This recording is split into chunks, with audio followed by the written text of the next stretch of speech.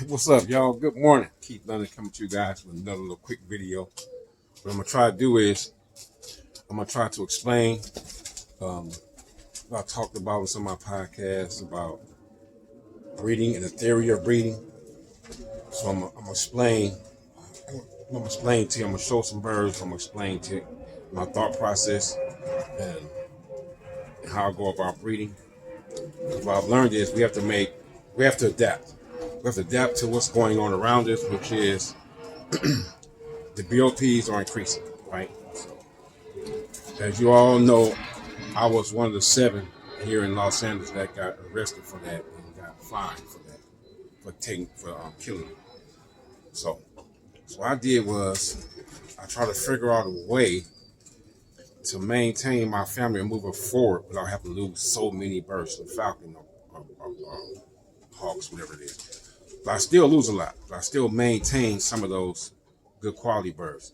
So I learned over time to identify the birds that have the best chance of producing high quality pigeons. Is it 100%? No, it's not 100%. Let me tell you what percentage you get if you lose them all. If you lose them all, you have no chance of doing it. None. So when dudes say you gotta fly everything, that's not even realistic right now here. It's not. Because there are some birds that I lost that I know I could have used in breeding loft, but they're not even here. So what do? I use the second best? No, I don't.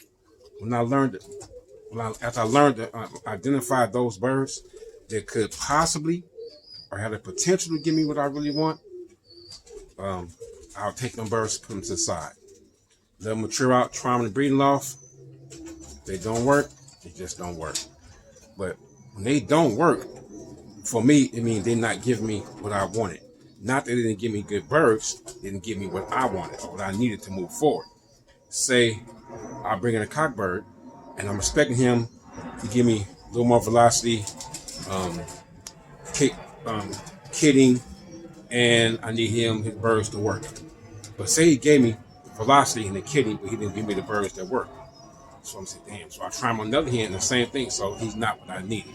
So if I got rid of him, I would tell people, put him to a bird that's a hard worker, and you'll be all right most time, and it works out for him.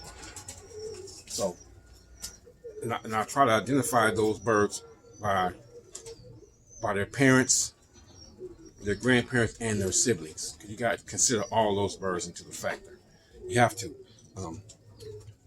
I've tried that flying everything. That shit don't work. Because there are birds that I flew this year that I knew I shouldn't have flew. And as they came in, they were in the kit, they were doing well. Okay, gone. So now that prospect is no more. So now I got to wait for another one to come along, or I got to use the second best one. But the second best one shouldn't be really an option, right? To me, it's not an option. If you're just starting to get it going, maybe so.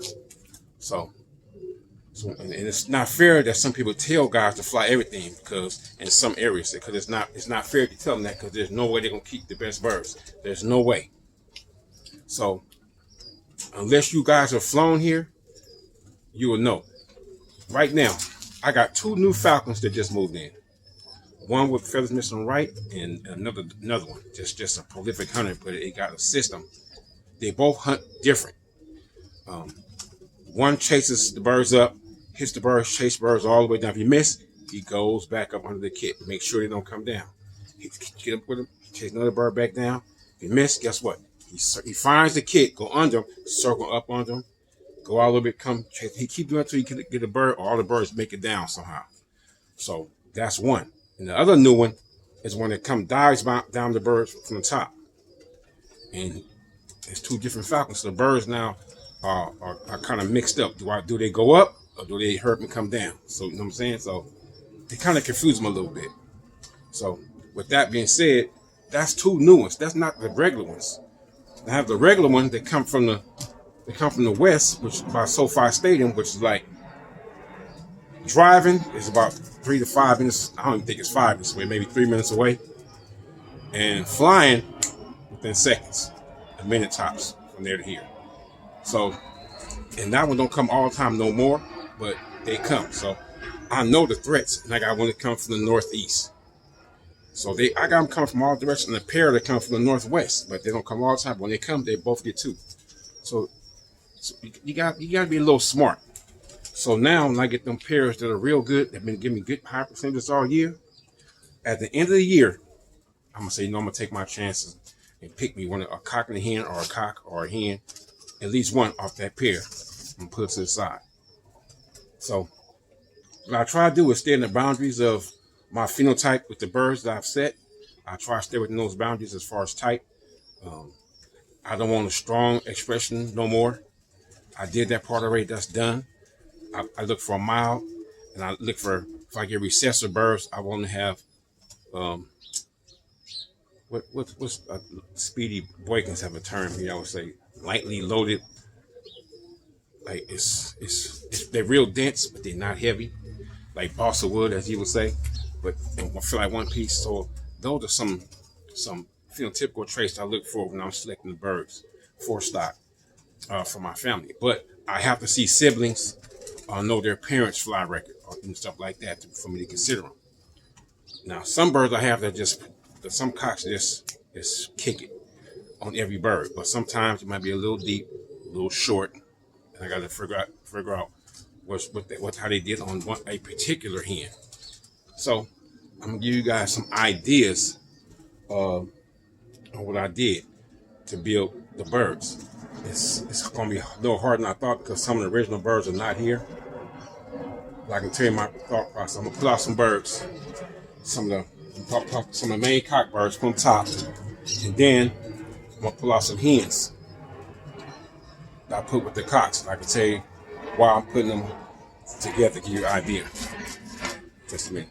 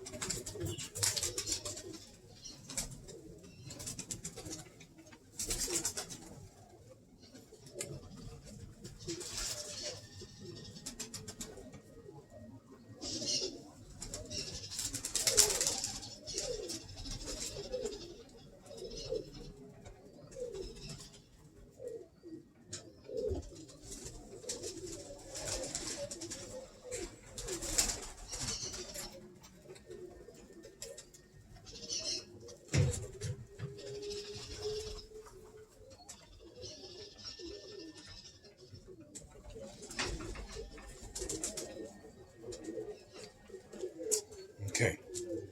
First one, my tortoiseshell cock. Second one's gonna be the red model cock. And my cock 1183. So these are some of the cocks. It's my tortoiseshell cock right there. That's a red model cock. Not one I make my main cocks, but his son is. Mother little red spangled cock. That's off my dun grizzle cock. Now I'm gonna show you his father. So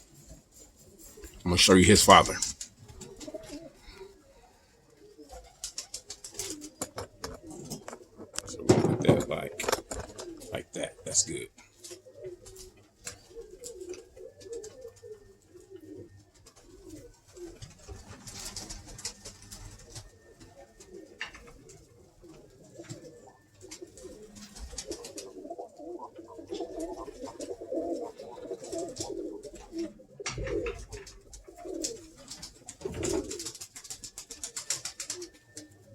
Okay, this is my dun grizzle cock.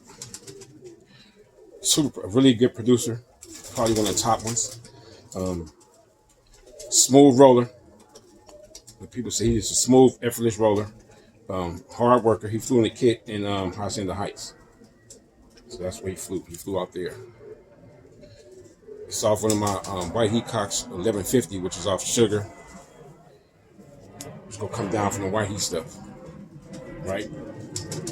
He has an immaculate eye too. Nice bird right here. Probably one of the top ones. Okay. As you can see, that's his son. Another awesome producer. That's his son. That's the Dun Grizzle, Model Cock, Tortoiseshell Cock. Okay. Now, Tortoiseshell Cock was maybe flown, honestly, maybe, I won't say 5 months, maybe 4.5, a little bit over 4. The reason why I stocked him, because I had a brother to him, actually 2, that were the kid, that were really, really good. One looked just like him. And I say really good, really good. And I had another one that was just like the other one, but it was shorter. It was recessive red, shorter, a little stronger. Now this one didn't get a chance to get as deep as his brother, but it was, I won't say twice as hard of a work as his brother, but he was close, almost twice. Now, so knowing what I know about him and his mother and his father, so I said that work rate in there is always going to be high on these birds right here. So when I breed him, I put him to birds that's equal to him, right? Maybe not. I wouldn't say deep, but they would be hard workers. So I tried them on hands that were good spinners, but not hard workers, and I got both. I got good spinners that weren't hard workers, and okay rollers that were hard workers. One flaw, they flew over the kid, some of them. It was hard to predict which ones was going to do that. So when I went back and researched my breeders, I said, okay, the grandmother did that a little bit. So now I knew, so I X'd that one out. This bird is only here for one thing, to have commitment with the depth. That's it. That was his job. That was his job. I put him on my main hen, which it takes, keep him safe, keep him frequent, and improve on what you call the type and expression. But she's not here. I can't show you her. She's alive, but she's just not here. But I'm going to show you one of the sons off that mating. So what I tried to do with him, with the hen, was I was trying to make red birds first, too. My whole purpose was to make red birds that can do it. I made all the other colors. I wanted to make red birds that can do that. So when I did it, I had several, right? Anywhere between 20, 40 feet. But I had some that were just like him. Smooth rollers, good commitment. And I had some that had a little bit more velocity. 2, in fact. 2 cocks. They're both still here. So you can take your birds and manipulate the breedings to get what you really want if you know what you really have. So his other mate, which was my hen 832, they're still all together good kit birds. That's great kit birds. They kit well, they roll with the kit well, they do everything right. The thing about that is, when I put them 2 together, what kept happening was the babies kept getting eaten. And I kept trying to figure out, okay, I'm gonna put one to the side, I'm gonna fly the next 3. All 3 of them gone. None of them are here that was flown. All of them got eaten. One still left. Only reason why that one's left, I take out the kit. When it showed me what I really wanted to see as far as phenotype, and it was rolling like about, it was going maybe 30. I technically put it in the loft. See, I had to. If I had I not done that, that one would probably be going too. That's what I mean about you gotta do the best, do what's best for your improvement. Like now, I'm gonna show you the birds off him. The 2 I put up. Then I'm gonna go down to these 2 and this cock right here.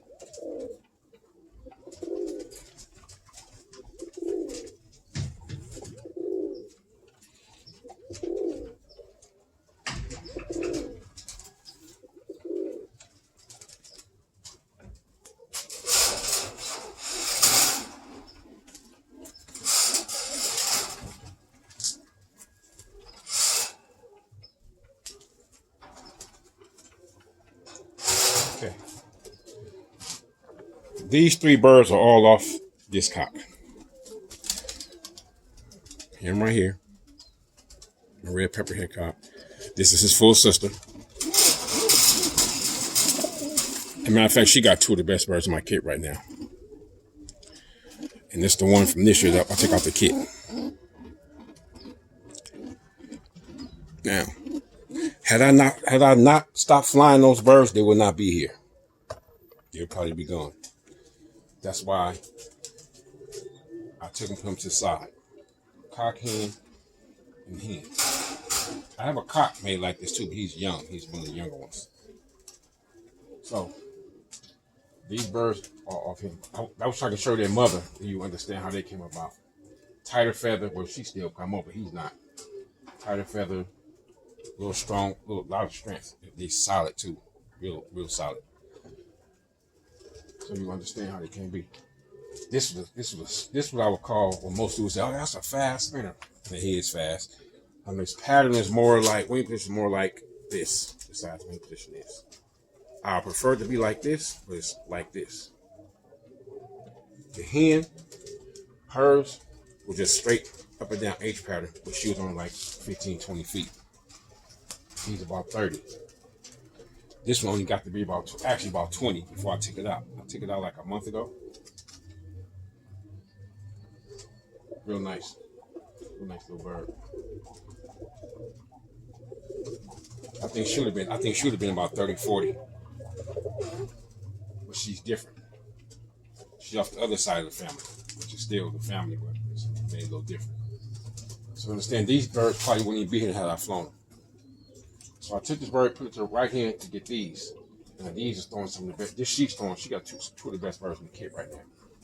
His last baby got caught maybe 2 weeks ago. The last one got caught. Well, I got two more youngsters, but the one that was already rolling, there's two more left. So they'll tell you how they be gone. I'm gonna get to him. Okay, the same hen that I put him on to make these, that same hen made this cock. Right now, what's left in the kit? None of those. Falcon cock. Falcon just took the tortoiseshell hen. I had the kid. I just added to the kid. And I have another tortoiseshell over there. And I put one up. One cock. I ain't put it in there. One cock up like that. This fly man, he only got about 5-10 feet. I put him to the side. I need to have him around. And that's the kind of stuff I be trying to tell guys. That you know what you got, you can kind of manipulate it. But the thing is, since he wasn't flown all the way in, his mate either have to be a proven hen or a flown in hen. It can't be another bird that was done like him. I gotta be what I call a hen that got a chance to develop, or she's already a proven breeder. So that's what his son that's in there had to be. And that's what she was on. She was on a cock that wasn't, she was on a cock actually that wasn't even flown, but I knew he was going to be good already. I just knew it. I told my buddy to take him home for a minute. And what you got to do, and I'm going to come check him out later on. So I came check him out 2 years later, which was the beginning of this year. 3 years later. He got him in 2018. 21, I got him. So he had a few years to play with him. He said he got some real good spinners off of him. I said, I knew you would, but I want to see how he turned out physically. So I checked him out. He turned out real well. Even with her, it worked out well.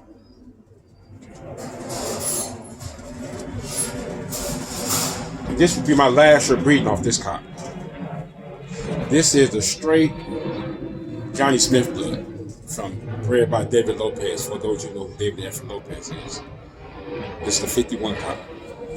TPRC 2013 with 51. This is probably my last season breeding off this cock. Not that he's not good, it's just that I won't need to breed off of him anymore. D Brown will probably breed off of me after this year. So, probably my last breeding off of him.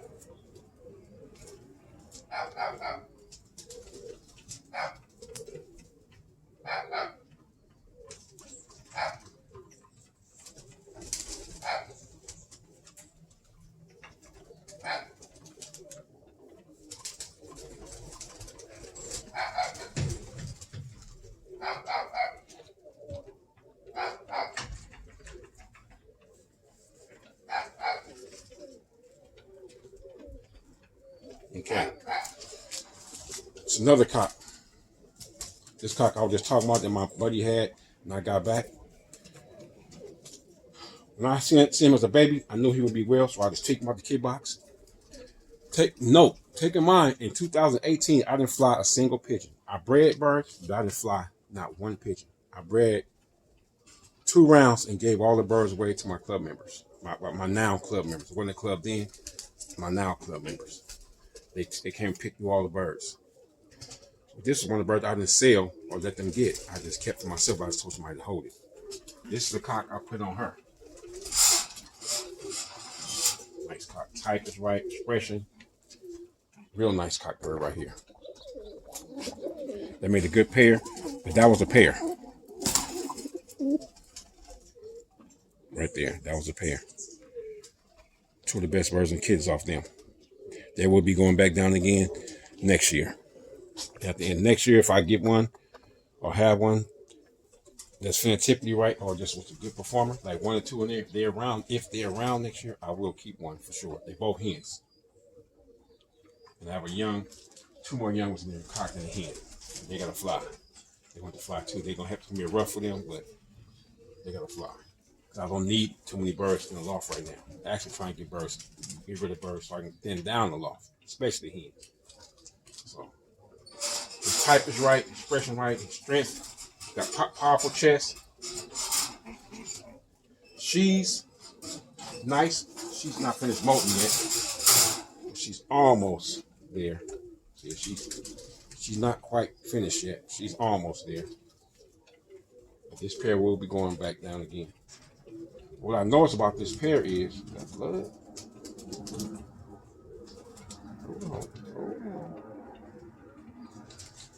Somebody pecked it, but the blood feather right there, I guess. Blood. Dried up blood. What I noticed about some of the birds off this pair is some of them will go through a flipping stage. Now I noticed that. But it don't hurt them. They don't lag behind the kid too much. They don't quit. They just keep flying. So it's not a problem. If it's not a problem, their development is not a problem. I don't really worry about it. They go through it. Instead of flipping so much, they start from the list and put them together. I have 2 good ones in there, a little black grizzle and tortoiseshell white flag. Yeah, this is her brother. He was on something similar to this cock. Similar, but not exactly the same. This dude right here. If this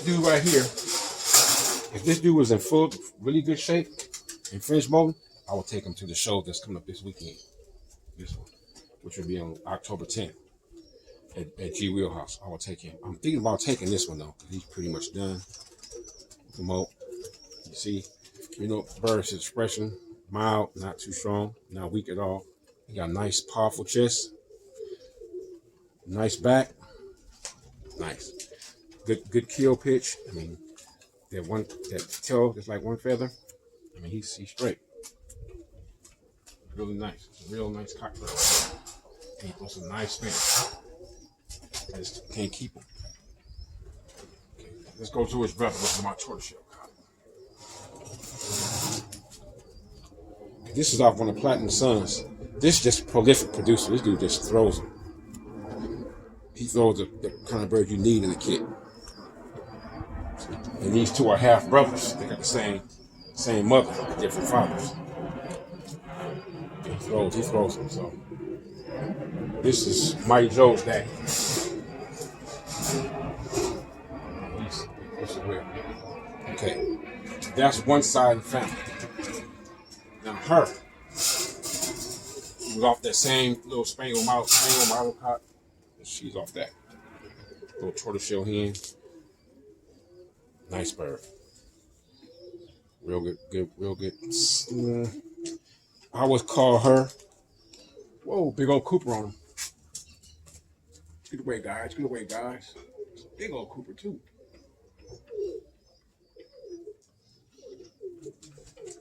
Yeah, I'll call him Class A roller. Calls a Class A roller. I wouldn't call her a spinner. Just call it class. That's a really, really, really good roller. Smooth, effortless. So I like them like that. Let's see. All the birds. Somewhere way down there. 1, 2. There's only 4 of them still flying. Pretty good one though. Don't look like he did up there as far off.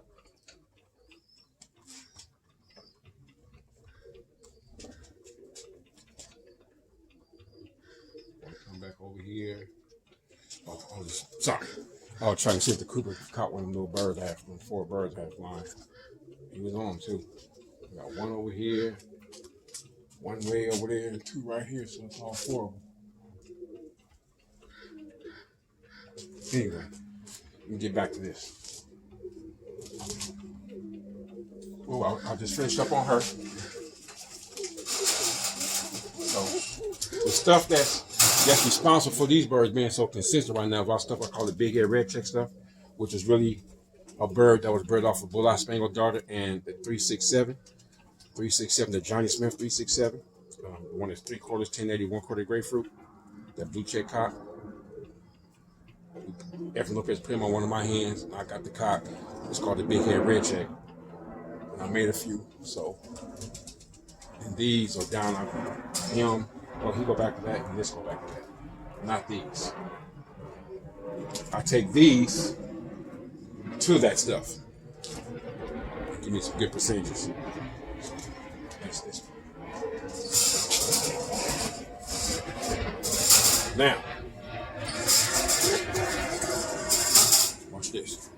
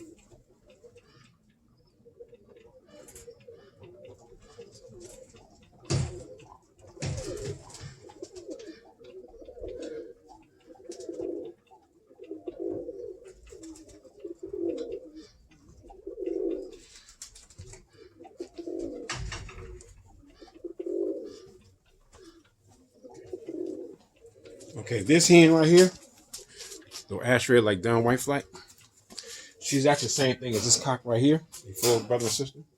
It's another one too, but the other ones are molting real bad, so I kick them out. This one's not molting as bad. Okay, now when I breed these birds right here, their job right here is to add a little fire to the situation. So if I got birds that are just really, really good, they can use a little more heat to them.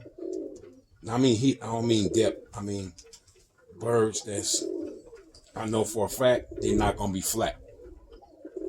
So if I think the birds have a potential or have shown me that they can be flat, I use these. And what it does is, it heats them up a little bit, like right away. It's like turn the fire all the way up, well, to medium, because I haven't rolled any down yet. I have bumped a few. So that's their job, to add that fire. So that's their job. His job is to add birds that work, not fire. Work means they just in the kit, they're going to be going. Fire to make sure that they don't be stiff. They make sure they don't shut down and go flat. That's their job. Their job. And it all starts with this guy here.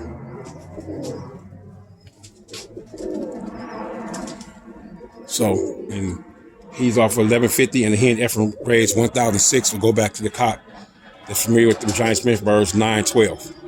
A 912 darter was his mother. So that's I say about jobs, or in theory. So all my birds are back. My theory is let them some kind of birds, and hopefully I'll get them to work more and keep the same depth or whatever the other birds had. So just give you a little breakdown. That's just a small part. one day I come back again and I go a little bit deeper in theory. So in theory, these two plus my birds that are good spinners but not really hard workers and will shut down. Them kind of birds to these birds is what I try to get birds. Like, it's not a happy medium. I'm trying to get them birds to, when it's time to release, whether they're high or low. I don't need them to shut down because they're low. I need them suckers to work like they work when they're high. Maybe not with that much depth. They still got to work at all times. And that's how I make sure this he play a part. He haven't played a part in that yet, but he will. They play a big part. And I have only this cock left. I just sent the other cock, the brother, 1152 to Apple Valley to David Moore. He has that cock now. But I got 1, 2, 3 hens like this. I own 3 hens made exactly like this. So that's more than enough. I got her right now on his son. Yes, and they worked out pretty good. They're working out pretty good. So they doing their job. Him, I still gotta figure him out as far as he throws some really good spinners that work, but his birds won't roll they won't roll individually. If the kid is flat, if the kid is not rolling, his baby's not gonna roll. If the kid is not rolling, if I put their babies in the kid, that's gonna spice them up. Not so much him. So his next mate, it's real interesting for me, which will probably be 1000, which is another bird David Lopez bred off of the ideal. It's ideal in 1080, basically. Yeah, it's off the ideal hen in 1080 or something like that. So I think that's gonna loosen them up so they can let go a little bit more with this cock. So that's pretty much it in a nutshell for right now. Just keep learning. So what I gotta say: select, breed, fly, select again, and repeat. Keep learning. I'm out.